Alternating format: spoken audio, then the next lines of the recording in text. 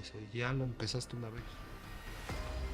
Dice, yo prefiero venirte a ver a la cárcel que te dejas fuera de su moto. Ay, tú sabes. El que más da piensa es el que más metidas recibe o el que se muere. Entonces allá adentro no la piensas mucho, hermano. Tienes un segundo o dos. Una santa vergüenza, hermano. A mitad de la vergüenza por la radio se escucha, no, ya déjalos, ya tenemos acá el que fue.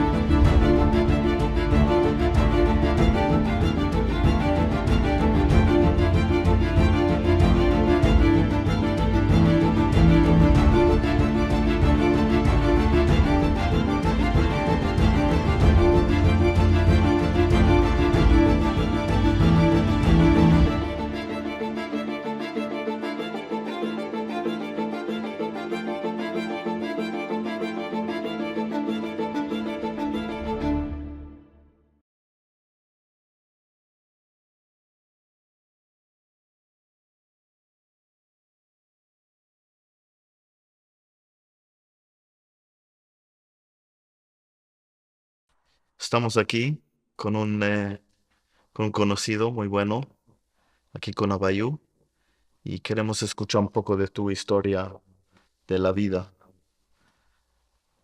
¿Dónde tú naciste? Ciudad de México, no, en Coahuila.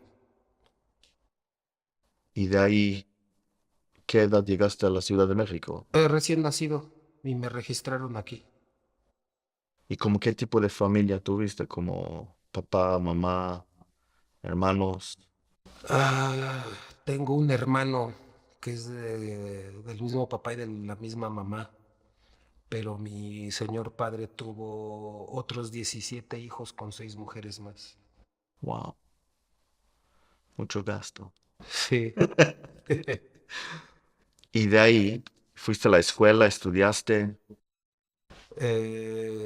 Estudié la primaria, estudié la secundaria, llegué a la prepa, este, tengo 2 semestres de licenciatura en Derecho, pero me gustaron las calles. ¿Y cómo metiste en todo este rollo de meter en las pandillas? En la época mía de joven, todo se arreglaba a golpes. Te ganabas el respeto de la gente a golpes. Yo era hijo de papá y de mamá. A mí me salía a defender mi mamá. Entonces a mí no me gustaba, a mí me daba mucha pena y mucha vergüenza. Entonces tuve que aprender a defenderme. Y de ahí empecé a hablarle siempre me junté con los de mi edad, que no se me hacían muy tontos. Entonces siempre me junté con gente más grande, 3, 4, 5 años más grande que yo. Pero ellos cuando se iban al cotorreo, a la fiesta, pues yo era la bronca por ser menor de edad. Entonces me dejaban. Entonces yo no cabía ni con los de mi edad, pero tampoco cabía con los más grandes. Eh, Me terminé aislando, me aislé en el deporte, en el ejercicio. ¿Qué jugaban? ¿Qué Ju- deporte? ah, Empecé jugando voleibol, básquetbol, natación, luego me metí al americano y a la lucha grecorromana. Porque eres tan alto. La familia de mi mamá, yo soy el más chaparro de la familia de mi mamá. Oh, wow. ¿Cuánto mides? 1,90. Tienes el tamaño. ¿Y cómo metiste en todo esto de las peleas?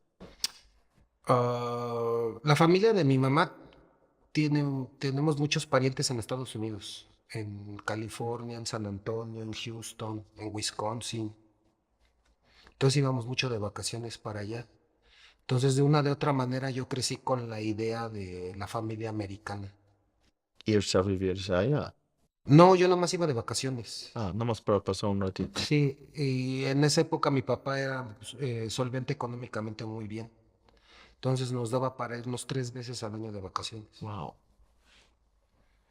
pero yo crecí con la idea de la familia americana, la familia grande, la familia unida, la familia que siempre está para apoyarse. Y de ahí, ¿cómo metiste en el crimen? Como de ahí, Siempre, siempre hubo alguien o algo del crimen aunado a mi vida. Tenía vecinos que robaban casa habitación. En la secundaria tenía amigos que sus tíos, sus primos vendían drogas. Tenía amigos que sus hermanos eran secuestradores. Entonces siempre tuve yo a la delincuencia ahí a la vista y a la mano. Y me llamaba la atención su estilo de vida. Mujeres, alcohol, sin reglas, sin restricciones. Entonces, para alguien que está bajo las reglas de su padre y de su madre, pues eso es la gloria, ¿no? O sea, en ese tiempo uno lo ve así porque está joven, uno no entiende muchas cosas. Pero con la idea que yo traía de Estados Unidos y con lo que yo veía, yo traigo mucho a mí se me pegó mucho esa palabra de unos primos que son cholos, que eran cholos, viven la vida loca. como venden vicio.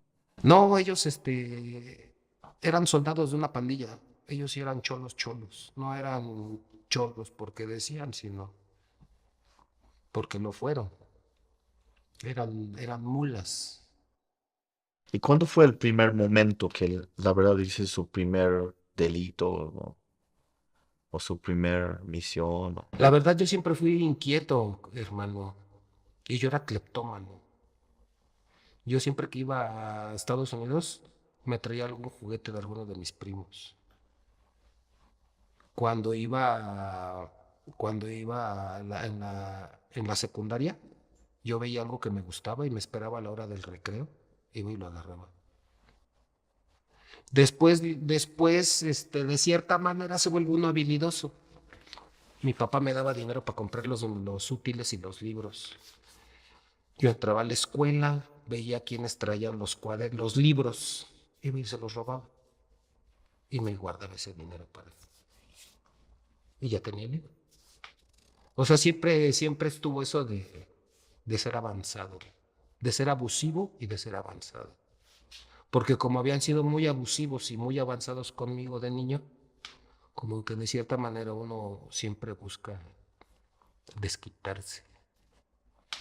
En ese momento tú no sabes ni tienes la menor idea de que no es lo correcto, pero tomas lo que te dan en el momento. Y en ese momento era eso y era la aventura de, ¿y si me agarran? Pero ¿y si no me agarran? Y ya traigo más La dinero, adrenalina. ya me puedo comprar unos tenis, ya me puedo comprar una bermuda, que nunca me hizo falta, ¿no? Mi papá siempre, mi jefe siempre fue, dame buenas calificaciones y yo te compro lo que quieras. Mi papá me pagaba por estudiar. No tuviste necesidad. La aventura y la adrenalina, hermano. Nunca estuve conforme con quién era. Te voy a decir en qué momento y en qué punto mi vida cambió. Yo tenía como 13 años. Yo ya había tenido 2 o 3 relaciones sexuales. Pero yo quería ver el estatus de mi mamá y de mi papá con respecto. Ellos crecieron bajo el prejuicio. No se habla de sexo, no se habla de mujeres. Religiosos. Católicos. Muy católicos. Demasiado Ah, católicos. van a misa y todo. Sí. Entonces yo un día le pregunto a mi madre, le digo, oye mamá, y para tener relaciones con una muchacha. Yo ya había tenido relaciones, quería nada más escuchar a mi madre. Imagínate cómo era mi madre que me salió con la de la abejita y la de la flor. Imagínate ya teniendo unos 13 años y escuchas a tu señora madre decirte que la abejita se para en la flor y después va otra flor y yo me quedé así, dije, ay mi mamá, qué bueno que es mi mamá. Y luego fui con mi señor padre y mi señor padre me metió un rollo más, más locochón, ¿no? Mi papá me dijo que la gente no respeta a un pobre, que la gente solamente respeta a los que tienen dinero y que los que tienen dinero pueden hacer lo que quieran y que a las mujeres no se les quiere se les paga. Y yo dije, uy, mi papá está igual que mi mamá, nada más que más tronado, más fuera de... Ahora lo entiendo y ahora lo veo, ¿no? Que las circunstancias de la vida de cada quien son bien diferentes, ¿no? Y ellos trataron de darme lo que ellos no les dieron o no tuvieron, ¿no? A mí me dieron mucha libertad, pero yo lo volví libertinaje. Y no los culpo por eso, porque al fin y al cabo ellos hicieron lo que creyeron correcto en ese momento para mí. Yo fui el que abusó. Yo fui el que siempre estuve inconforme conmigo. Yo no estaba a gusto con quién era yo. Ni me sentía yo que encajara yo. O sea, yo podía cotorrear hoy contigo y en un rato sacarme de onda y decir yo no encajo aquí, yo no soy de aquí. O sea, no había un sentido de pertenencia en esa época a nada ni a nadie. Entonces va uno de un lugar a otro. Y yo siempre con la del tough guy, la del chico rudo. Yo llegaba a un barrio diferente y yo preguntaba, dónde está lo más feo y lo más peligroso? No, pues allá. Y yo allí iba a juntarme. Por el simple hecho de que tú sabes que donde venden drogas, donde roban, hay mujeres, hay alcohol y hay fiesta. Y sin mucho esfuerzo. Pero me di, desde los 3 años me di una asomada y como que no me gustó, hermano. Me aislé en el deporte. Fue cuando empecé a hacer ejercicio. Bien inquieto, siempre fui bien inquieto. Y en esa época conocí a unos muchachos de ahí de mi barrio, que eran deportistas, buenos muchachos, gente buena. Y me jalaron y empecé a hacer desde el 93 hasta el 98. Yo jugué básquetbol, jugué Liga Mayor, jugué Cimeva y jugué profesional. El día que me lastimé la rodilla fue bien frustrante para mí, porque tú sabes bien que un deportista lastimado ya no vale lo mismo. Yo ya en esa época, por los dolores de las rodillas, ya me daba unos toques. Ya empezaba a fumar marihuana. Se me quitaba el dolor de la rodilla. Y un día llegó un amigo que robaba, yo sabía que robaba porque luego me encargaba cosas que se encontraban en las casas, me dice, te las encargo. Y pues sí, presta, yo te las vuelvo. Y un día salí a darme un toque, estaba yo solito, y llegó él y me dijo, oye, tú entras a tal lugar, ¿no? Y digo, sí, me dice, nada más necesito que me abras la puerta. Y ahí voy. Pues yo conocí a una persona ahí en ese edificio. Entonces yo llegaba y le decía así al portero y el portero me abría. Yo jamás vi a mi otro vale entrar, ¿eh? Vi que se abrió la puerta, me paré a pedir el elevador, vi que salieron dos gentes, pero jamás vi a mi otro valedor entrar al edificio. Ya me subí hasta el 12.º piso. Me aventé 10 minutos ahí parado y dije, no, ya me engañó. Y ya iba yo para abajo cuando me sale de uno de los costados del edificio donde están los departamentos y me dice, ven acá. Y le quedé viendo, pues, ¿qué pasó? Me dice, aquí. Vi cómo abrió la puerta. Hasta ese día me había dado cuenta de lo que era, más bien supe lo que eran las ganzúas, las chorlas, como nosotros las conocemos aquí en México. Y vi cómo le abrió la puerta. Le tomó un minuto. Y de ahí metiste a robo de casa habitación. Ajá, Ahí fue su primer. sí. Me tocó una fuerte cantidad de dinero. Me volví loco. ¿Cuánto? Estamos hablando de 200,000 pesos. En ese tiempo. Y no se me olvida, Como 1 millón ahorita. y no se me olvida lo que le dije a mi vale cuando me dio el dinero, ¿no? ¿Y qué voy a hacer con tanto dinero? Me dice, pues gastártelo. La novedad, hermano. Traes una feria sin esforzarte, sin que nadie te diga nada, sin que nadie te regañe, sin que nadie te juzgue, sin que nadie sepa.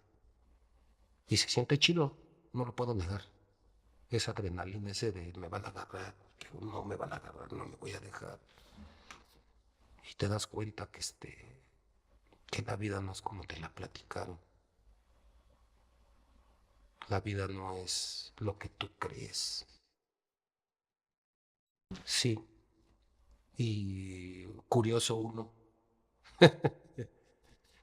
Y de ahí, Al día siguiente fuimos a comprar ropa. Fue la primera vez que me empecé a vestir más formal. Me compré, jamás se me va a olvidar, me compré unos Hush Puppies, unos zapatos. Hush Puppies, sí. En esa época yo usaba puro Levi's, el 507, que ya no existe, lo descontinuaron. Y empecé a usar playeras y camisas de vestir. Porque ya mi vale me decía, no, pues ya te vas a ir conmigo y no puedes andar en bermuda y en pants y a los lugares a los que yo voy aquí. ¿Qué edad fue esto? Yo tenía 17 años, Ya. Y de ahí empezás a trabajar, diario, ya. 3 veces al día. Nah. ¿Entrabas Es a qué tres lugares diario? en la mañana, en la tarde y en la noche. ¿Y cuánto tiempo duró esto? Hasta la primera vez que me agarraron, 6 años. ¿Pasó 6 años? Wow. ¿Y unas veces tuviste como una situación que ya está investigando o algo? Nada. Nada. Todos sabían de mí que yo era el que me juntaba con los rateros y con los marihuanos. Nada más.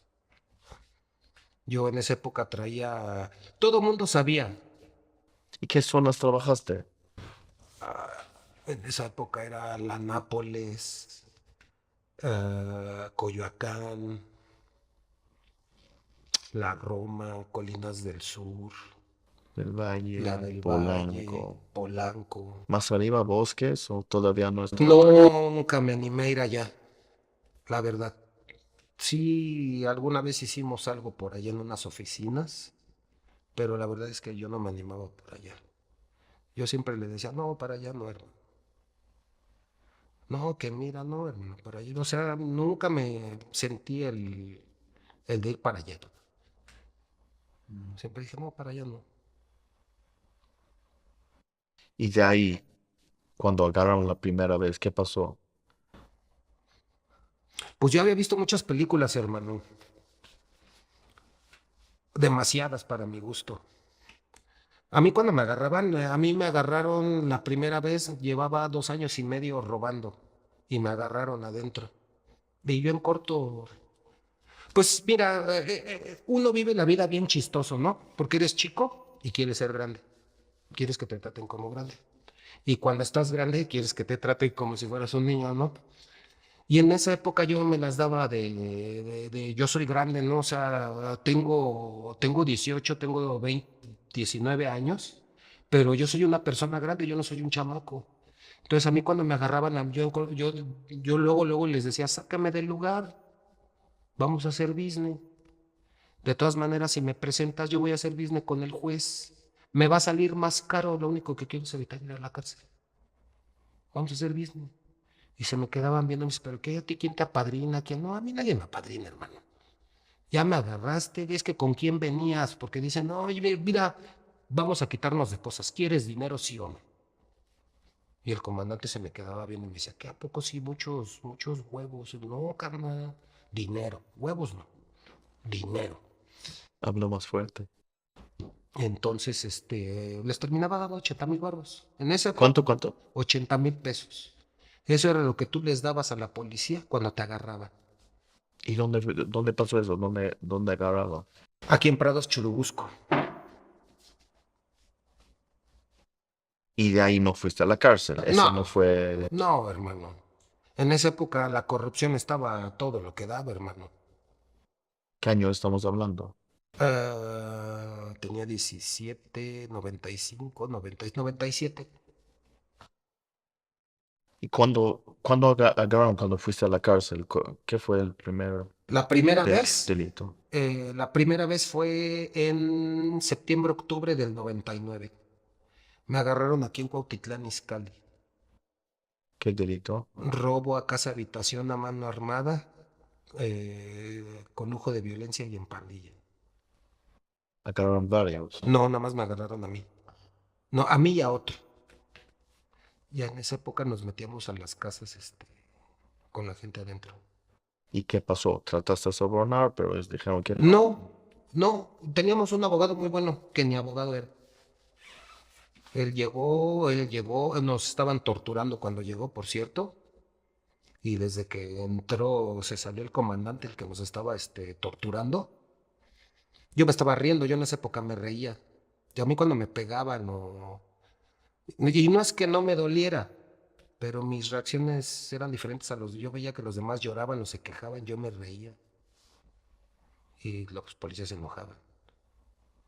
Y pues más me pegaban, más me reía. Y le decía, mira, si lo que estás buscando es que grito, que llore, no lo No vas a le diste el conseguir. placer. No lo vas a conseguir. ¿Cómo no? Le digo, hermano, yo no lloro. Le digo, yo no lloro. Llegó, se metió el comandante, nos dio unos golpes ya en seco y nos dice, ahí está su abogado, no que no era la rata. Yo cuando dijo eso dije, gracias a Dios que llegó el abogado. Qué bueno que llegó el abogado. Porque un poquito más y me desmayo.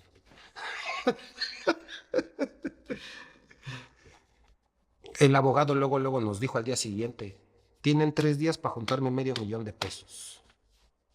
Y ya. Y ya estaba el business. Y tú tuviste la lana, pagaste y Sí, yo en esa época vendí todo lo que tenía. ya. Le di a los 3 días, le di su $500,000. A los 2 días yo ya estaba en la calle. Y después de esto, ¿cuándo fue tu siguiente delito? En el 2003. Igual lo mismo. Robo Robo. casa habitación. Fue aquí en el Metro Portales. Ajá. ¿Y de ahí sentenciaron algo o El proceso nada más me aventé. 6 meses.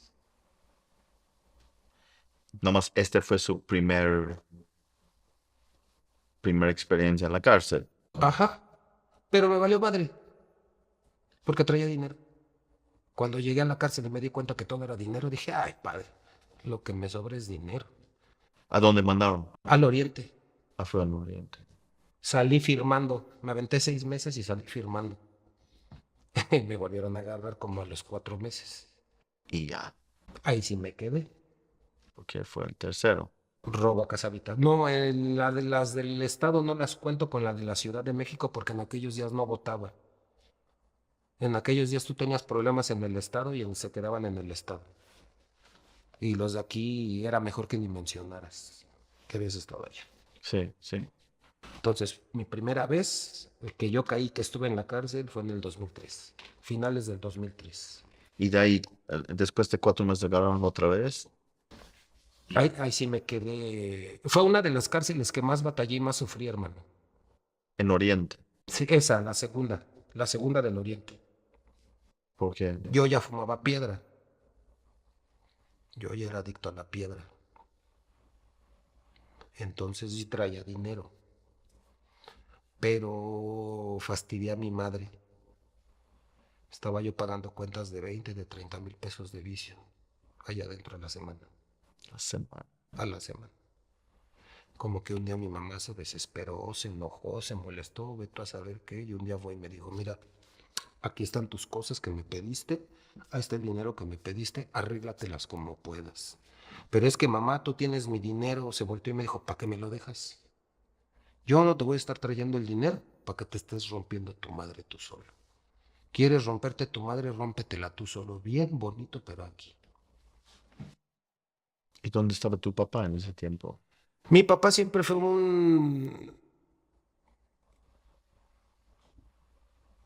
mi señor padre.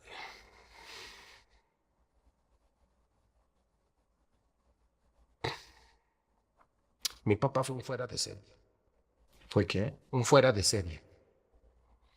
Mi papá era un indito de Oaxaca con otros 5 hermanos. 3 hermanas y. No, 4 hermanos y 3 hermanas, 7. Mi abuelo los hacía ordeñar vacas para dejarnos ir a la primaria.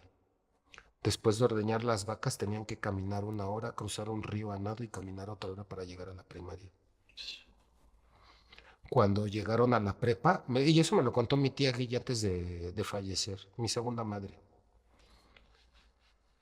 Se vinieron a la ciudad, ya estaban aquí, ya estudié, ya estaban en la prepa. Dos de mis tíos estudiaban en la mañana y los otros dos en la tarde. Se iban los de la mañana, regresaban, se quitaban la ropa y se la daban a los otros tíos para que se fueran. Mi papá leyó más de 20,000 libros. Mi papá no había cosa que yo no le preguntara, que no me contestara. Las tareas de la primaria, de la secundaria y de la prepa, mi papá nada más me decía, ¿en qué materia estamos? No, pues en tal. Se concentraba 5 minutos y me decía, échale. Y me contestaba lo que fuera. Nunca entendí a mi padre. Nunca. Y siempre quise entenderlo, la verdad. Me hubiera gustado tener el tiempo que tuve con mi madre y con él. Pero bueno, nada más es un punto para que sepan. Yo estaba peleado con mi padre, porque a mí mi padre siempre me dijo que él era bien chingón. Y no lo dudo, pero si él a mí me hubiera contado la verdadera historia de cómo él se forjó y de cómo se hizo, a lo mejor mi historia hubiera sido otra. Pero no lo vamos a saber nunca.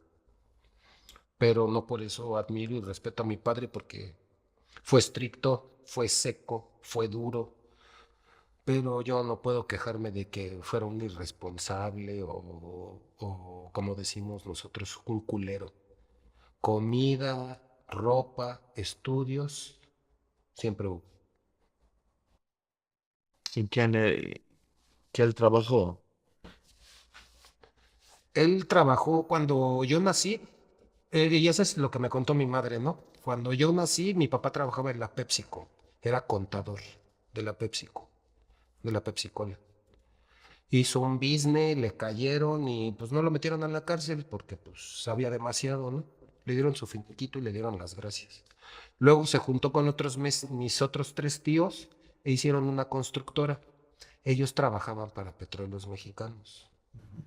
La refinería de Pajaritos, mi papá y mis tíos con su constructora hicieron la obra negra y la infraestructura. Entonces lo que en esa época sobraba era dinero. Pero yo en esa época yo no quería dinero. Yo quería su atención y no la tenía. Entonces la manera de revelarme fue volverme quien me volví, ¿no? Esa era mi manera de decirle a mi papá, oye, estoy aquí, hazme caso, te necesito. Porque mi jefe me educó que los hombres no lloran, que llorar es de débiles. Entonces, como yo iba a ser débil, como yo iba a llorar. Y de ahí, de cuando tu mamá dejaba tus cosas y dejaba a ti en la cárcel, ¿qué pasó de ahí? Yo viví en el 7 de Corregendos.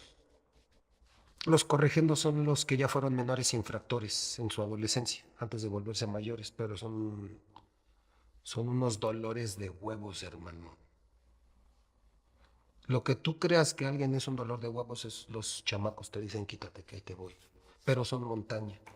Se te avientan 7, 8. Entonces imagínate, yo llegué a vivir con puro corregendo que era homicida. Yo en esa época traía 2 años, 6 meses de sentencia.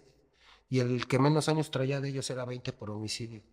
Y el que más traía de ellos era 75 por un doble homicidio. Nunca va a salir. Me torturaron durante un mes. ¿Cómo que hicieron? ¿Cómo torturaron? Ellos en la correccional tienen muchas maneras de quebrantar a la gente mental, física y espiritualmente. A mí me quisieron quebrantar de esa manera. Hay unos castigos inventados por ellos, se llama de apensador. De apensador te ponen en el piso, con los codos recargado aquí, con tu nada más sostenido con los pies con la punta de tus pies, y te ponían un bote de agua aquí en la cintura. Si lo tirabas, lo tenías que limpiar y se aumentaban 15 minutos más a tu media hora con la que empezabas. Ah, acompañado de otra vergüenza. Y varias veces me decían, me ponían en la puerta, en la reja de la estancia. Me decían, grita, grita custodio y te dejamos. Y pues en esa época yo era una mole, hermano. Hacía demasiado ejercicio.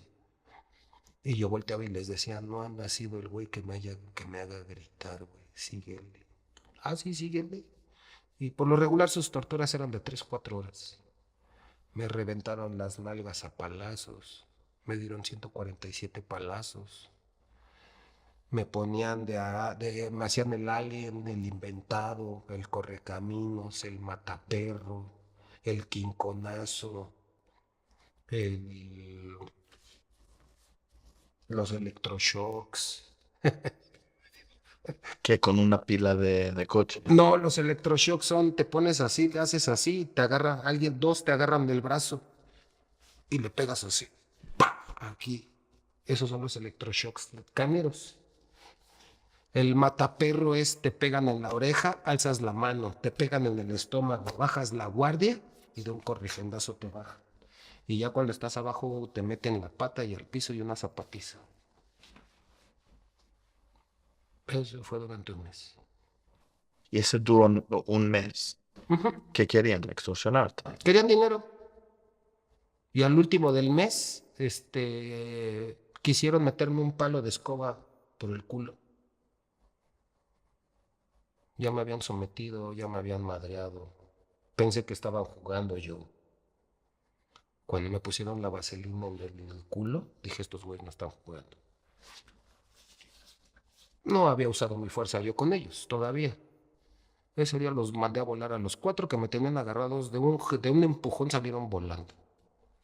Ya cuando vi que era en serio, nomás le hice uno así, al otro así, salieron volando, hermano. Al otro le hice así, para adelante, para atrás y salió volando. Y ahí nomás me dieron un garrotazo en la cabeza, vi las chispitas y una zapatiza. Y me metieron abajo del camarote. Ahí me dejaron. Y dije, chido, mejor una madriza que una violada. Y de ahí me dejaron de molestar. De ese día me dejaron de molestar. ¿Y qué pasó de ahí? A los 2 días hablé con la mamá del cantón y sí me dijo, oye, güey, te pudiste haber evitado todo esto, hermano. Si ya te habíamos dicho que 15,000 varos. Y le digo, hermano, desde la primera vez que me pegaron, sus 15,000 varos me fueron a la vez. Digo, yo les hubiera dado más. Si no me hubieran pegado esa vez. Pero el problema es que cuando pagas una vez ya estás pagando para toda la vida. Yo nunca he pagado, hermano. Yo siempre me fui del lado de cómo me educó mi abuela y mi mamá. Mi mamá había una de las cosas en la vida que no perdonaba que alguien le pidiera de comer. Mi mamá no aguantaba ver a alguien morirse de hambre. Mi mamá en esa época, te voy a hablar de la época de mi adolescencia. Yo en una sentada me comía 1 kilo de carne. En una sentada. Era 1 litro de leche en la mañana y 1 litro de leche en la noche. Yo comía, en esa época me comía 6 7 bolillos. Nunca me ha gustado la tortilla. Sí la como, pero si la puedo evitar, me voy por el bolillo.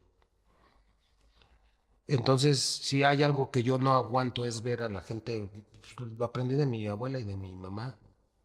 Entonces, ¿cómo no reconocer cuando alguien tiene hambre si uno ya la tuvo, hermano? Cuando alguien se sube al camión, al metro, al metrobús, tú te das cuenta cuando tiene hambre, güey. ¿Cómo no reconocer esa voz de necesidad, esa voz de me está llevando la chingada, ayúdenme? Eso que solamente cuando realmente tienes hambre y conoces la hambre, hablas con el corazón. Y yo siempre les doy 5 o 10 pesos. Me gustaría ayudarlos con más. Pero como decimos allá adentro en la cárcel, la chica hace la grande. En lo poco se ve lo mucho. Entonces, ¿cómo no reconocer el hambre si ya la tuve, hermano? Yo sé cuando suben al camión y están pidiendo por hambre, hermano. O cuando una madre se sube y dice es para darle de comer a mis hijos. Yo no tengo hijos, hermano. Pero sé lo que es estar preocupado por alguien joven. No tengo a mi hermano. Fíjate, yo viví la abundancia de la familia y mi hermano vivió la bajada de la abundancia.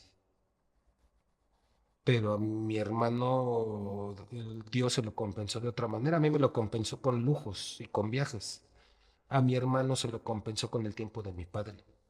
Mi padre jugaba fútbol con él. Mi papá le enseñó a jugar fútbol a mi hermano. Mi papá jugó un año en la UNAM profesional.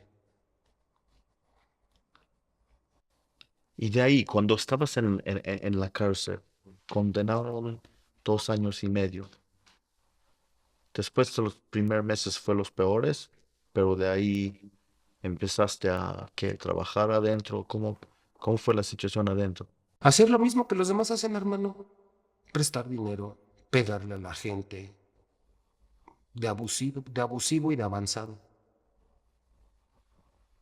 Pedían dinero prestado. Allá dentro en aquellos ayeres se manejaba 10 pesos para 20. O sea, tú me pedías 100 pesos, yo te prestaba 100 para 200 a la siguiente visita. Tú me los pedías en martes. No, tú me los pedías, ponle en domingo. El martes era la siguiente visita. Me tenías que pagar 200 varos. Si no me pagabas mis 2 varos, se volvían 400. Si tú el jueves, que era la siguiente visita, no me pagabas mis 400 varos, se volvían 800. Si tú en la siguiente visita, que era sábado, no me pagabas mis 800, se volvían 1600. Si en la siguiente visita no me pagabas mis 1600, se volvían 3200. Yo después de una semana ya les iba y les cobraba mi dinero. No, mi dinero. No me lo daban, les pegaba. De cierta manera me desquitaba con ellos de lo que me habían hecho.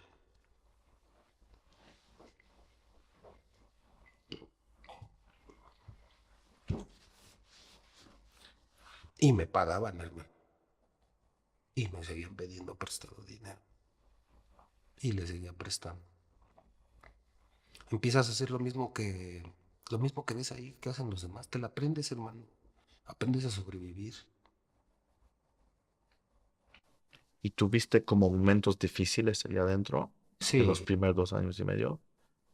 Mm, mm, Me dio escabiasis. ¿Sí sabes de esa enfermedad que se les hinchan en los pies a los internos? A mí me dio en todo el cuerpo. A mí no nada más me dio en las piernas. Me dio en todo el cuerpo, hermano. Un día amanecí, no podía ni abrir los ojos.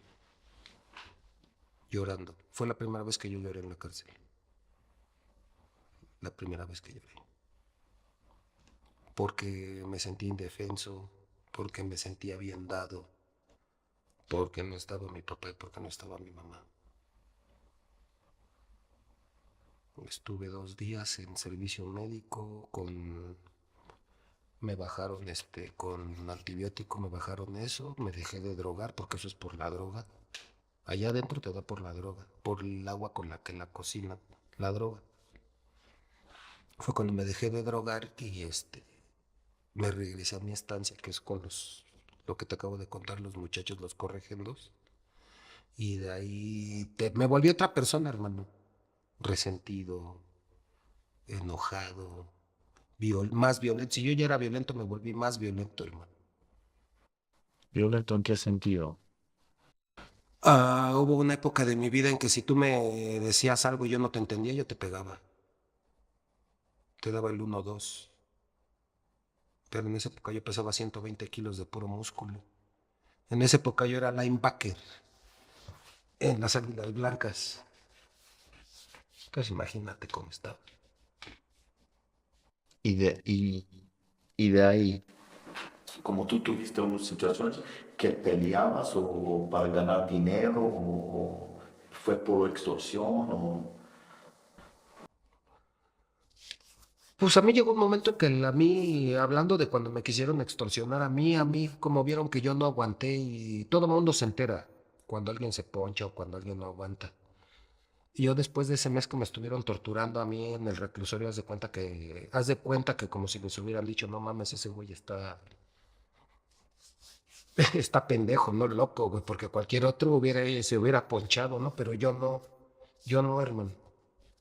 Yo siempre traje en la cabeza eso de abusivo, avanzado y pasado de listo en la calle y luego puto en la cárcel. Yo diría, no, igual abusivo, avanzado y pasado de lanza en la cárcel, igual que en la calle. No, yo no quería que dijeran, que en la calle alguien me dijera, eres la borrega, eres un snitch, un delator. Yo decía, no, hombre, ¿cómo crees? Entonces, fue algo bien chistoso. Yo debía la primera vez que caí, yo debía unos meses, porque yo salí firmando. Cuando se vencieron los meses, me llega mi boleta de compurgación y me dicen, ya se va, hoy se va, que espérese. Yo en esa época llevaba causas, llevaba 2 causas. Y me dice, espérenlos, para que no, le digo, pues yo todavía debo 90 días. Digo, yo debo 90 días. Y además esos güeyes ya se van, yo me sigo quedando, bueno, por mí que se vayan a chingar a su madre. Y me regresé, todavía hasta mi patrón en esa época me dice, ¿qué güey? ¿Qué haces aquí? Yo pensé que ya te había sido libre. Le digo, no, hombre, me faltan 90 días, patrón. Me dice, pues paga, paga, no, pues se me olvidó ahorita el nombre, el bono, el, en donde te prestan las afianzadoras. Yo pagaba 5,000 pesos, daban la fianza en el juzgado y ese mismo día me hubiera ido. Pero yo ya traía la de la cárcel, hermano. Ahí ya me di cuenta, a mí fue la primera vez que yo me di cuenta que ya había algo mal dentro de mí, pero pues lo ignoré, ¿no? Porque me acuerdo que mi papá al día siguiente fue y me dijo, pago la fianza. Y le digo, no, hombre, ¿cómo crees? Mejor guárdame esos 5,000 pesos para ahora que salga me los gaste. Imagínate la locura, imagínate ya cómo estaba de metido en la cárcel. Haz de cuenta que como si a mí me hubieran diseñado para ese lugar, hermano. Sentiste en casa. Como si yo perteneciera ahí. Y de ahí terminaste los 2 años y medio. Salí a seguir robando, hermano. Seguiste en lo mismo. A los 5 meses y medio me agarraron otra vez. 4 meses, hiciste 2 años y medio y después Cinco cinco, meses y cinco meses medio. más y otra vez. ¿Y cuánto tiempo le dieron? 2-6, hermano. Yo siempre he sabido declarar. El error que cometen todos los delincuentes es negar. Digo, te están agarrando en la casa con el vaso. No niegues, güey, que sí tenías el vaso. Nada más no aceptes lo que la policía dice como ellos lo dicen. Di algo con lógica y con sentido. Como los policías en esa época no sabían declarar tampoco. Te agarraban, en esa época la policía te agarraban unos y te presentaban otros, ¿eh? Los mismos que te agarraban no te presentaban. Ya desde ahí ya decías ventaja, porque estos güeyes no saben la realidad de los hechos. Y yo siempre me esperaba, yo siempre tuve la mente despierta, hermano. Yo sabía que después de escucharle declarar a un policía, tenía lo que iban a declarar sus otros 2 compañeros para yo poder contar una historia que contradijera la de ellos.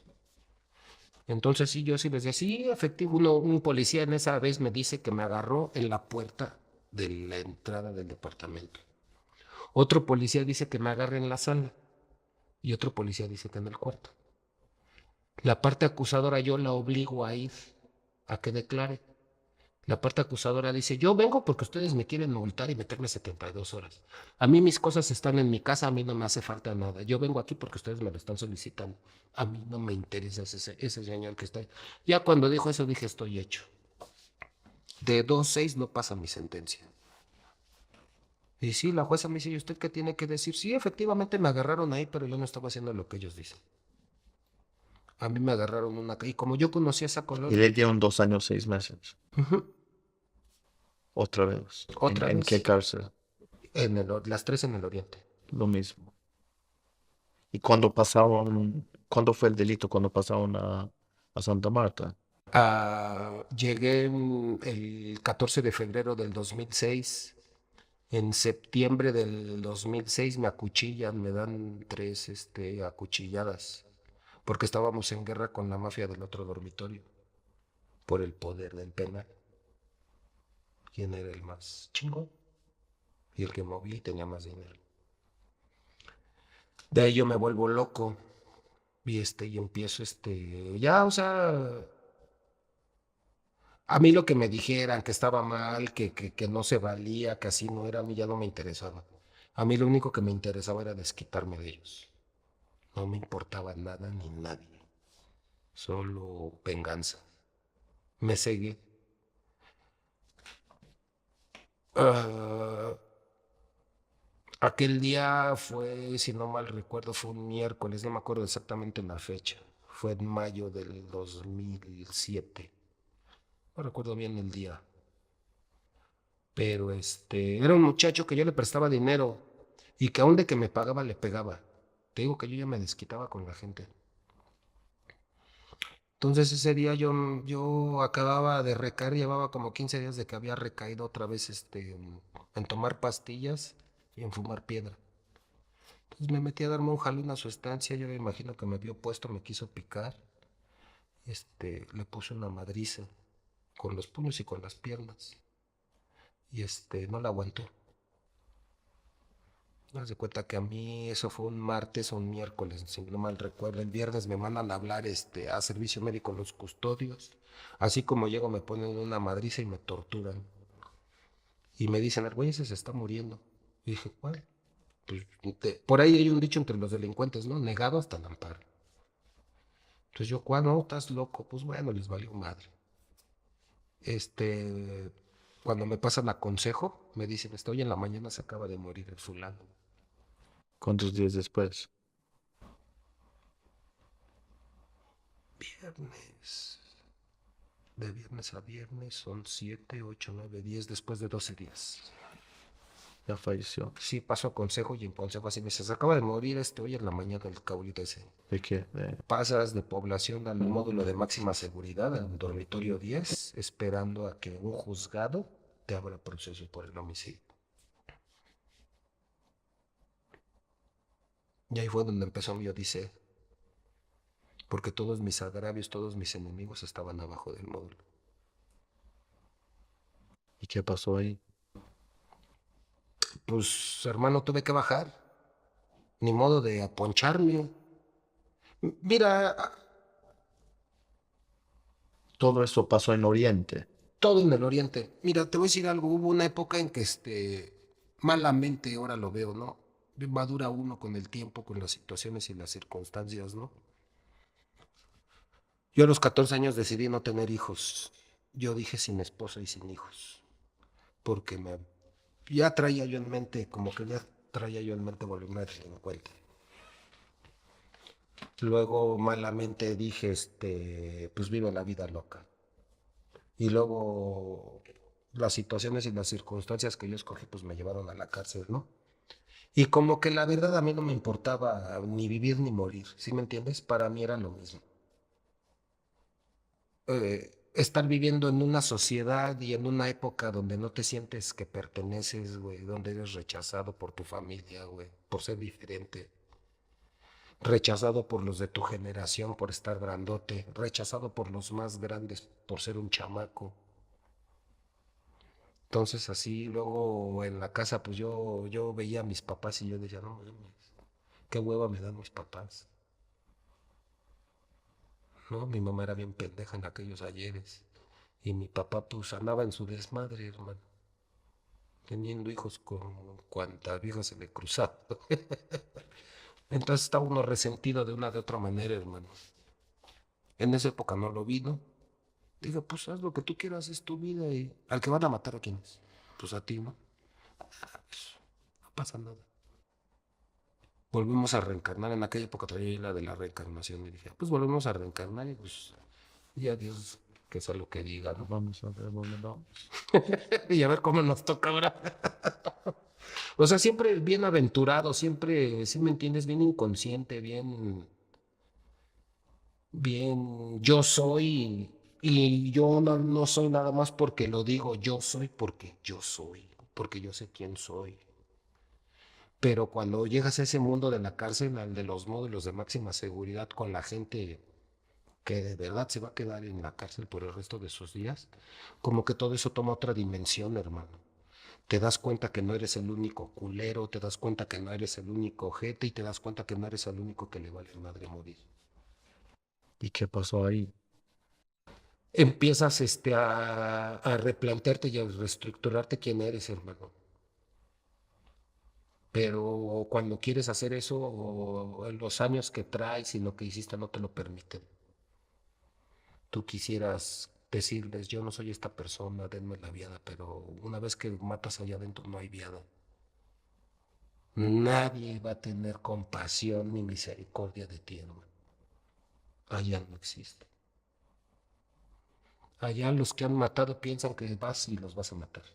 Por eso hubo una época en que en Santa Marta sí te llegabas de un reclusorio por haber matado a alguien en el reclusorio y llegando a Santa Marta te mataban.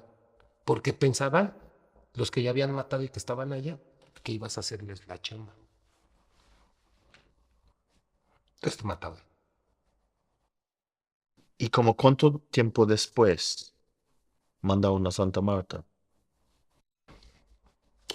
Desde el 2007 hasta el 2010 estuve en el Oriente. Yo llegué el 25 de julio, 25 de noviembre del 2009. Llegué a, llegué a Santa Marta. 2010, perdón. En el 2010, 25, 24 de noviembre del 2010. Llegué a Santa Marta. ¿Y después de cuánto tiempo que hiciste el homicidio mandaron a condenaron y mandaron a Santa Marta? En abril del 2008 me sentenciaron a 20 años, más los 2 6 que traía de la calle, 22 6. Y ahí me agarré la fajina del módulo.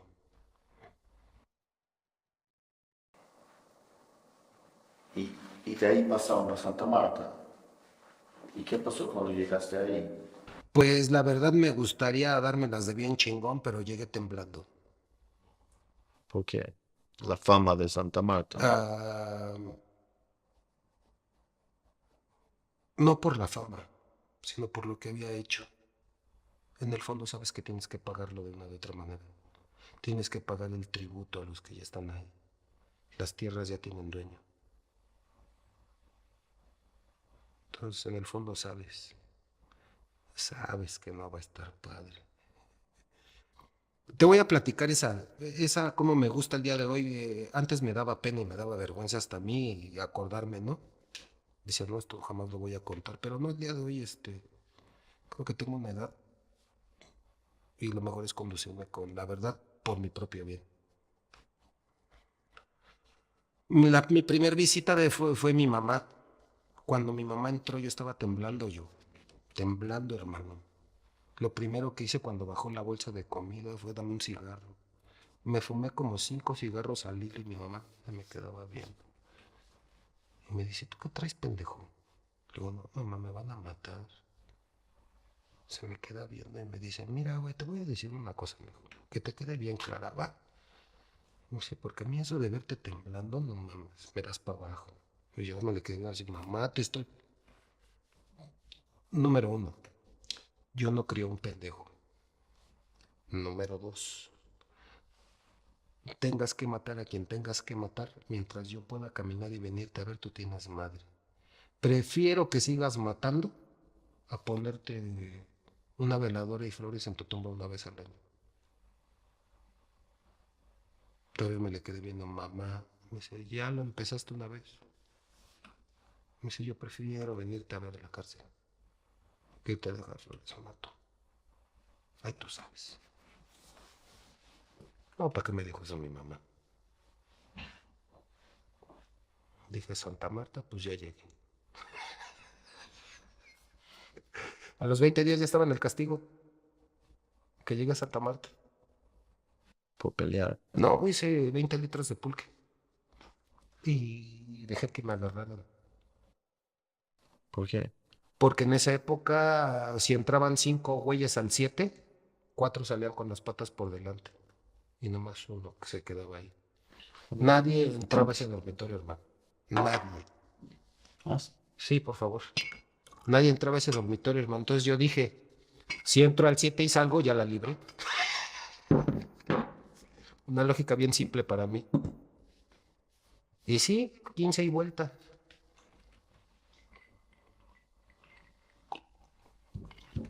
Salud, hermano. Salud. Fueron 15 y vuelta, hermano. Y sí, sí, al tercer día me dijeron que estaban hablando con un hombre muerto. Llegó el comité de recepción y me empezaron a decir de cosas afuera de la reja. Y yo, pues pásale. Oh, sorpresa mía cuando sale un chaparrito como güey, como de unos 60, de atrás de todos, con las llaves de las celdas. Y me le quedo viendo así. Y él me dice, al rato pasamos, mira. Y yo así ya la cagué, no mames. Empecé a sudar como puerco, hermano. Todo el día sudando, no te voy a mentir, hermano. Los traía de aretes. Para mí sería decir que no, no es cierto, no es cierto. Los traía de aretes. Pero me acordé de que tenía una tía, que es la cábule, y a uno de los que extorsionaban ahí en mi estancia le regalé 30 pesos para un punto y me prestó su celular y le marqué a mi tía y le dije, oye tía, quieren 70,000 y que dicen que estoy muerto. Y mi tía me dijo, ahora ellos van a tener que convivir contigo, mijo. Al rato te llegan con el otro número. Y me colgó la tía. Yo aún así, aunque la tía me haya dicho que ya no había pedos, yo seguía sudando. Ese día si bajé 10 kilos nada más de estar sudando fueron pocos. Y sí, de repente llegó una de las mamás del dormitorio, ya no diciendo mi apodo, ya diciendo mi nombre completo. Y en corto le salí, ¿qué pasó, hermano? No mames, güey, ¿por qué no me dijiste que conoces a esa gente, güey? Ya están afuera de mi casa, diles que no te hemos hecho nada, no mames. Me quedé así, me dice, quieren hablar contigo. Y bueno, ¿qué pasó, mijo? ¿Qué pasó, señora? ¿Sí sabes quién soy? Sí, usted es, la tía de fulano de tal. Me dice, bueno, ahora ellos tienen que convivir contigo, mijo. Diario te tienen que subir de comer, ¿eh? Diario. ¿Qué pasó a tus tías? Aquí están. Y las tías, te dije, sobrino, ¿qué pasó? Ahora ellos van a convivir. Sí, diario me subían de comer. Diario. Cigarros, mota. La mota la regalaba. Y después ya cuando me iba a los días subió la otra mamá, la que era la mamá, y me dijo, pues ya viste cómo está la onda aquí en Santa Marta. Nadie le entra aquí. Nadie le entra al 12 y nadie le entra al 8. Cuando te quieran extorsionar, cuando te quieran acá, tráetelos para acá y lo que te hayan pedido aquí les vamos a pedir el doble y vamos a dejar que te desquites. ¿Qué crees que pensé yo? Bienvenido a casa. Malamente. Pero fue más difícil en Santa Marta la vida. Es más psicológico, hay todo, hermano. Todo es más psicológico. Allá en aquellos ayeres no eran palabras como ahora. Con una mirada de una persona sabías que alguien se iba a morir. Cuando ya sabías el idioma. Un ejemplo, estábamos aquí nosotros, la la bola de malandros, de culeros, ¿no? Y tú sales de tu estancia. Y con una mirada ya sabíamos, híjole, este güey nos va a mandar, nos va a querer mandar a matar a alguien. Y sí, siempre le hablaba a los indicados primero y ya después, quiénes. Yo corrí con suerte, hermano. A mí no, en esas situaciones a mí casi no me hacían caso, ¿no? Pero sí me tocó ver como gente que traía 5 años, 7 años, 10 años, al final de ese año ya traían 85, 100 años. Años después me los volví a encontrar y sí me decían, güey, ¿cómo le hiciste, güey? ¿Para qué, hermano? Dice, no mames, güey, nosotros ya nos hemos matado como a 4 o 5 y y si tú, digo, carnal, a mí si me hubieran dicho yo le hubiera entrado. Porque tú sabes que aquí no, en esa época no podías decir que no. Porque decías que no y tú eras el que seguías. O sea, no te estaban preguntando. Por eso todo era más psicológico, hermano. Más peligroso. La envidia. Todos querían. Me tocó ver en aquellos ayeres, hermano, cuando yo llegué a Santa Marta, me tocó ver a güeyes encerrados con un chingo de años volverse millonarios. Adentro. Millonarios, hermano. Millonarios. No ricos, millonarios. Vendiendo vicio. Extorsionando por el teléfono. Mm. bajo el auspicio de las autoridades penitenciarias. Los volví a volverse ricos, hermano. Me tocó una vez entrar a un dormitorio, un valecito mío pagaba para que me dejaran entrar a su módulo. Él era muy paranoico, se hizo de tanto dinero que se volvió bien paranoico, no confiaba en nadie. Y no sé por qué a mí me agarró un chingo de confianza.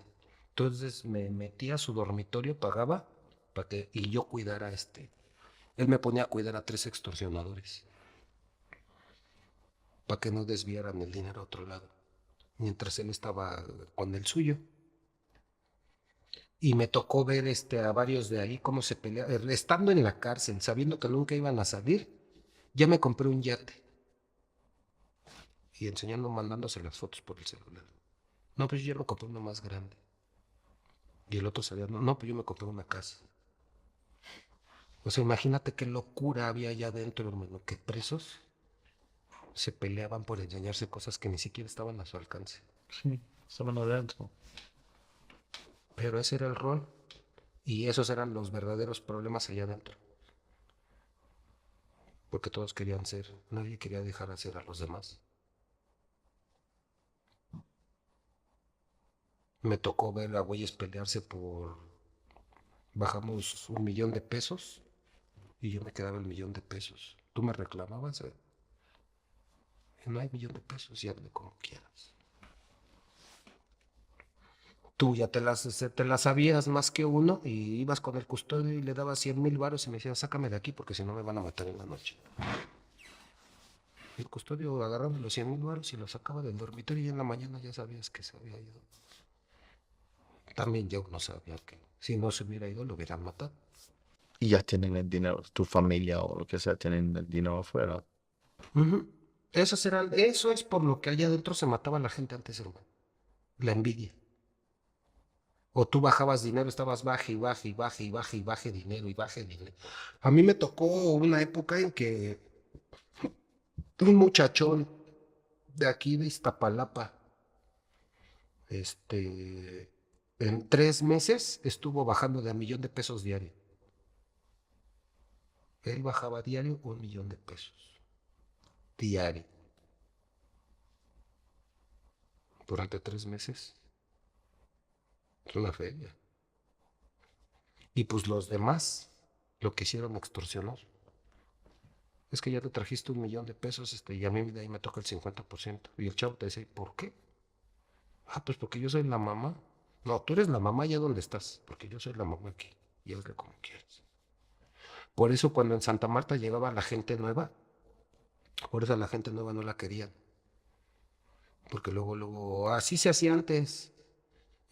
Bueno, yo no estoy allá donde él está, pero le digo a mi chavo que pique a un güey, le pago al custodio para que lo manden al dormitorio de allá. Se acomoda allá y ya cuando lo tenga puesto que lo mate. Entonces cuando llegaban los nuevos, a los nuevos era marca personal. Y de ahí, ¿tú tuviste peleas adentro? Sí, sí. No, por dinero. No, hermano. Yo era yo soy el loco. Y me vale madre. No, pero es que yo soy fulano de tal y tengo dinero. Y mi respuesta cuando me decían eso, el dinero no quita lo puto, ni quita las metidas. Ahí le va la primera. Nada más era por... Mira, hoy te lo puedo decir, ¿no? Yo creo que era yo tan cobarde y tan miedoso que me tuve que volver muy violento para poder ocultar el que yo era bien cobarde y bien miedoso. A mí me gustaría decirte que yo era bien malo, güey. Y a lo mejor en su momento sí tuve que ser bien malo, güey. Pero el día de hoy me doy cuenta que era el miedo, hermano. Era el miedo a ser yo realmente quien yo debí de haber sido o quería ser. Y cuando entras en ese mundo, no hay vuelta de hoja, hermano. Mientras más, el que más da piensa es el que más metidas recibe o el que se muere. Entonces allá adentro no la piensas mucho, hermano. Tienes un segundo o dos para reaccionar. ¿Y qué fue la cosa más violenta que viste ahí adentro de Santa Marta? Había un muchachón, hermano. Trabajaba para uno de los del teléfono. Le iba bien. Tenía una mujer muy guapa, güey. Muy, muy guapa. Y el chavo le daba para sus dos hijas y ella. Les compró una casa. O sea, hasta eso el chavo era una línea. Pero un día llegó la chava, llegó a dejarlo, hermano. Llegó a dejarlo, hermano. El chavo no dijo nada ese día. Sí, está bien, vete, no te saques de onda y acá. Más, llévate este dinero. Dáselo a tu mamá para que lo guarde. Fíjate cómo ya desde que le dio el dinero ya traía la de que la iba a matar. Y se esperó 15 días a que la chava se confiara. Y dice, ven, tengo más dinero, ven por él. 55 metidas la aventó la chamaca. No vi, pero se escuchaban los gritos, hermano. Como no tienes una idea. ¿Y los custodios? Bien, gracias. ¿Tú crees que algún custodio se va a meter con alguien? Tú sabes de lo que te voy a hablar. Tú sí sabes que la inconsciencia y la ira de una de otra manera te dan un umbral y un margen de fuerza más de la gente normal. Entonces tú imagínate un güey resentido, enojado, con un chingo de años que van y lo abandonan con un chingo de dinero. ¿Tú te meterías? Te la voy a poner como preso, ¿tú te meterías? O como custodio, ¿tú te meterías a quererlo parar? Yo no, yo no. Y los custodios por lo regular en esa época se esperaban a que terminaran las cosas para llegar, para recoger al muertito y que... No, Ah, pues ella es un civil, ella es... y en esa época era nuestra ley, no la de los custodios, hermano. Es otro mundo. Yo una vez leí en la prepa, tenía un profesor, cómo me encantaba debatir con él, hermano. Hasta que un día me bajó de mi avión y me dijo, mira, tú te haces demasiadas preguntas, pero no te haces la pregunta real. Digo, ¿cuál puede ser esa? Algo de lo que he hecho o algo de lo que estoy haciendo va a mejorar mi vida. Cuando me dijo eso, mira, jamás me volví a querer discutir con él. Y un día nos dijo, él daba ética, ¿no? Me acuerdo que ahí en la prepa. Y un día le digo, oye, ¿y si sabes que esta sociedad está bien mal? Me dice, ¿quieres ver la realidad de una sociedad? Fíjate cómo tratan a sus perros, a sus animales, a sus mascotas y a sus presos. Y ahí te vas a dar cuenta, güey, es la sociedad en la que vives. El pinche profesor loco. Y en la cárcel fui a corroborar eso. Un día me tocó escuchar, ya estaba yo acomodado, yo ya no andaba de maldoso. Yo en esa época ya nada más prestaba dinero. Tenía dos güeyes que prestaban dinero, prestaban su cara, pero el que daba el dinero era yo. Yo ya desde atrás, hermano. Yo ya en esa época, yo ya había dicho ya demasiada sangre, demasiada violencia.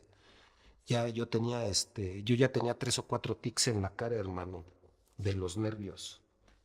A mí me brincaba este ojo, el de aquí me brincaba, hermano. Ya de repente a mí de este lado se me acalambraba. Ya cuando yo veía una situación violenta, me brincaba la cara y es como que se me engarrotaba el brazo. Pero era de que no dormías, no comías chido, estabas a la defensiva. Entonces, un día escuché como una de las mamaces en aquella época de mi dormitorio bajó y le dijo al custodio, acabando la visita fulano de tal se va a morir. Y el custodio se volteó y le dijo, a mí nada más dame mis 17,000 pesos y ponme a la chequera. A mí me vale madre quien se muera. Fue cuando yo la primera vez que dije, no mames, la vida aquí adentro no vale nada. Valemos 17,000 pesos. Digo, para las autoridades. Y ahí fue cuando dije, no, mejor aletea porque Porque si te dejas, ya viste que estos güeyes jamás te van a defender.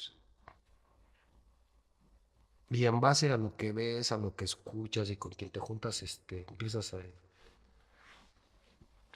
a volver bien reservado, ya no haces comentarios, hermano, ya no te metes tanto con la gente. Como que vas creciendo y te vas dando cuenta que todo va cambiando, hermano. A mí no se me olvida la última vez, fue en Santa Marta. Fue del dormitorio hecho, te estoy hablando del 2012, mediados del 2012. Yo vivía con un güey que era bien cabulita. Ese día me regalaron una vergüenza por su culpa de él, de a gratis. Yo no tenía nada que ver en el pedo. Sino llegó el custodio, se paró en la reja y le dijo, a ver, espagueti, y a ver tú, grandote, párense. Y por el radio le dicen el grandote y luego el espagueti y yo del mismo tamaño. Y pues que nos dice el custodio, a ver, salgan los dos. Y le dije, oye, ¿y ahora qué hiciste, sopas? Y se empieza a reír, nada, me llevó. Oye, era una santa vergüenza, hermano. A mitad de la vergüenza por la radio se escucha, no, ya déjalos, ya tenemos acá el que fue. Ya nos estaban medio matando, hermano. ¿Sabes cuánto me tardé en recuperarme de esa golpiza? Un mes. Ahí fue cuando me di cuenta que ya estaba envejeciendo. ¿Qué edad fue esto? 2012, 8, 9, 10, 11, 12, tenía 34 años.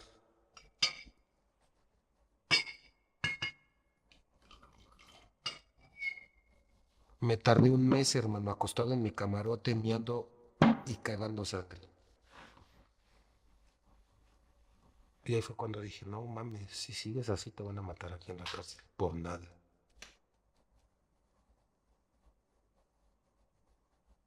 Porque antes me daban una madriza y a los 5 días ya andaba otra vez de culero.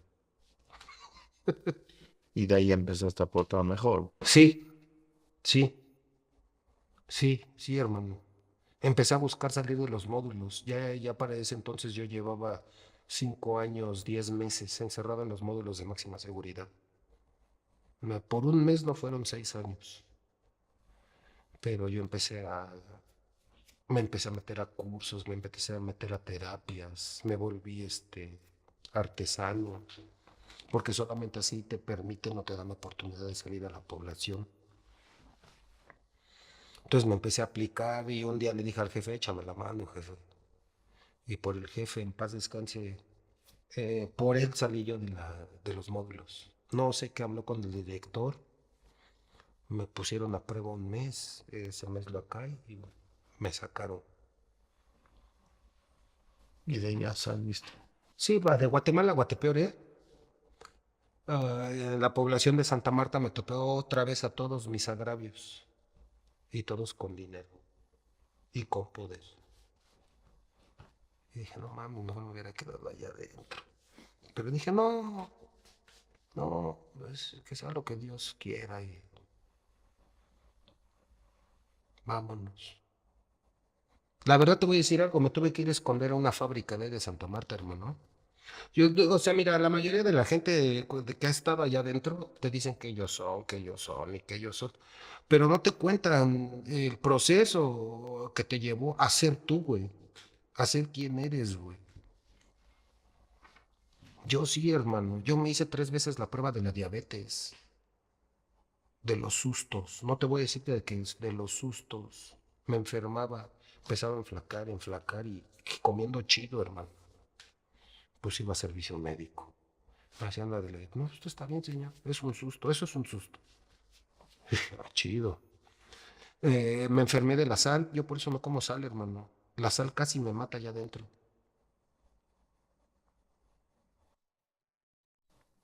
Y de ahí, ¿cuánto tiempo hiciste en Santa Marta? Fue del 2010, 4 al 2022. Ya tienes un año afuera. Ajá. ¿Cómo sientes? Mi vida ha cambiado, hermano. Mi vida ha cambiado. tengo lo que necesito, porque lo que quiero me vuelve loco.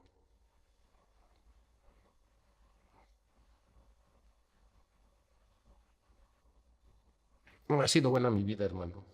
No me puedo quejar. Tuve lo que quise, hice lo que quise. También la pagué. También lo pagué. ¿Sientas arrepentido de lo que pasó? No, hermano. Mi vida es perfecta. Mi vida es perfecta. Tenía que pasar lo que tuvo que pasar para que tú y yo pudiéramos tener esa conversación. Para que yo pudiera ser sincero, sincero conmigo, sincero con alguien más y Dios como testigo, hermano. Porque si por si alguien llega a ver este video o esta entrevista y se llega a identificar, se puede evitar, hermano. Se puede evitar lo que yo no pude. Y no me arrepiento, hermano. No me arrepiento. Me hubiera gustado haber tomado unas mejores decisiones y otras no haberlas tomado, hermano. Pero mi vida es perfecta. Me dejé de drogar. Me volví una buena persona. Me volví un buen hombre. Conocí a mi esposa en la cárcel. Soy un hombre sano, con ganas de trabajar, de salir adelante. Si la cárcel no me detuvo aquí afuera, tampoco nada me va a detener. Pero ahora por la derecha. Ya estoy grande, hermano. Yo el día de hoy lo único que quiero es una vez tranquila, hermano. Ya no deseo otra cosa. Ya eso de lujos y mujeres y cadenas y carros y motos, ya no, hermano. Ya no. Ya lo hice, ya lo tuve. Que no lo aprecié, que no lo valoré. Esa es otra cosa, esa es otra historia, hermano. Pero yo hice lo que quise. Hubo una época en que esa era mi vida, güey.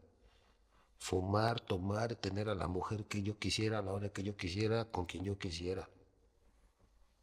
Y pagué el precio y no importa. No importa, hermano. ¿Y qué tú sientes tú aprendiste de todo eso? Aprendí de mí. A mí me gustaría decir, mira, no todo es malo allá adentro. También me topé gente buena, ¿eh? Gente culera, pero buena, hermano. Gente que en lo más básico y en lo más sencillo, te das cuenta, güey, que sí hay otras personas, que sí hay otra manera de vivir, que sí hay gente buena en la vida, hermano. Conocí mucha gente desde abajo hasta arriba, hermano. Vi en la cárcel güeyes que llegaron güeyes millonarios y los vi como su mujer se volvió la visita de otro y se quedaron sin nada. Vi a güeyes que aquí en la calle no eran nadie, hermano. Y en la cárcel se volvieron ricos, se volvieron millonarios. Siguen en la cárcel, siguen en la cárcel, pero tienen lo que no te imaginas. Todos los lujos, todas las ventajas de la custodia, o sea, pero a mí me tocó hablar con varios con ellos, vivir varios con ellos, también ellos me decían que la jaula, aunque de oro sea, jaula se queda. Personas que ahora que salen, güeyes, que ahora que se enteraron que salía, vi cómo les cambió su semblante, hermano. Güeyes que pensé que eran mis amigos, hermano. Y ahora que les dije, ya me voy, carnal, su cara. Así como, no mames, yo tengo un chingo de dinero. Pero yo te voy a decir algo, hermano. El esfuerzo que hice, no por los demás. Estudiar, aplicarte, ir a cursos, ir a terapias, alejarte de los problemas, agachar la mirada, bajar la voz, aprender a dirigirte correctamente con la gente, a hablar, a expresarte.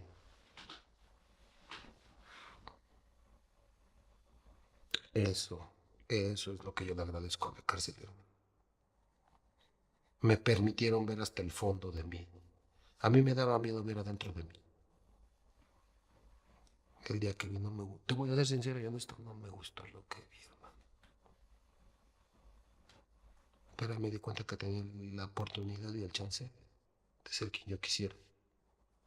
Y me puse a estudiar, hice mi amparo, saqué mi beneficio. Tengo muy buenos amigos, otros nuevos amigos, ¿no? Gracias. La riqueza de un hombre. Hay un libro por ahí, creo que fue Gengis Khan o Alejandro el Magno, que dice que la riqueza de los hombres no se mide por sus posesiones, sino por la cantidad de amigos que tienen.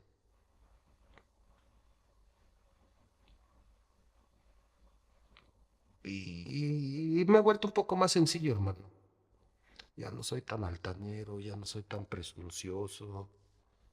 Sé tratar al de abajo como al de hasta arriba. Sé dirigirme. La vez pasada que conversamos tú y yo, me agarré, estaba yo en un mal momento. Yo ya sentía, ya tenía el presentimiento de que venía algo mal y pasó lo de mi madre, hermano. Fue una gran elección, hermano. Y me acuerdo mucho de ti porque tú estabas ahí. Y ese día me prestaste tus oídos, hermano. Yo lo único que necesitaba era alguien con quien hablar. Y ahí te das cuenta que las verdaderas cosas de la vida a veces no son materiales, hermano. A veces nada más necesitas quien te escuche, hermano. Y una sonrisa. Es todo. Yo aprecio a ti mucho. Y perdón que yo no pude estar ahí más para ti. La verdad, yo siento la primera vez que nosotros conocimos, hicimos una conexión fuerte. Yo veo en mi vida muchos reflejos como un espejo, pero yo como siento que vivimos varias situaciones, obvio en diferentes países, diferentes situaciones y diferentes mamás, papás, todo, pero siento que tuvimos algo relacionado ahí. Muchas similitudes. Sí, sí. Y te voy a decir algo, hermano, y no te preocupes por eso, porque te digo que mi señora me tocó una buena mujer. Es de carácter bien fuerte, hermano, pero bien noble también, güey. Y yo no lo entendí en el principio cuando me dijo porque yo le pedí ayuda, hermano. Dios raro que pida ayuda. No me enseñaron y no me educaron a pedir ayuda. Pero yo le pedí ayuda cuando empecé por la de mi mamá, y mi mujer me dijo, no, yo no te voy a ayudar. Esto lo tienes que vivir tú solo. Sentí bien culero en ese momento, hermano. Pero después del proceso y de todo lo que pasé con ella, con mi madre, regresé y le di las gracias a mi mujer, hermano. Le dije, gracias. Le digo, de nada hubiera servido que estuvieras ahí. Y me dice, exacto. Eso era lo que quería que vieras. De nada hubiera servido que tuvieras a todo mundo. Era una cosa que era tuya y de tu madre. Y me dice, qué bueno que lo viste. Me dice, por eso estoy contigo. Porque sé que siempre buscas la manera y el modo no de complacer a los demás, ni a mí, sino de, con lo que estábamos platicando hace un rato, neutro, neutral. Ella siempre trata de ser neutral. Me da su opinión, nada más. Es al fin y al cabo, la decisión es tuya y las consecuencias van a ser tuyas. Yo lo único que puedo hacer es que pienses en ti para que pienses en nosotros.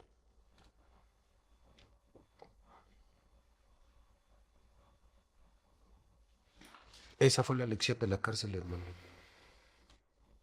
Esa fue la lección de la cárcel. El aprender a valorarme, a respetarme, a valorar mis orígenes. Darme cuenta que lo que yo estaba buscando afuera siempre estuvo aquí adentro. Tus raíces. Ese es el problema con gente en el mundo. Siempre están buscando algo afuera. Y si crees en una energía, un Dios o algo, todo está dentro de ti. La chispa está dentro de ti. No necesitas ir a buscarla en otro lado. Todo está adentro de ti. Por eso, como muchas veces es mejor reflejar adentro de buscar algo afuera. Droga, vicio. Pero tú sabes que eso es bien difícil, hermano. Pues que no nos, Ese es el no trabajo. nos enseñaron bien.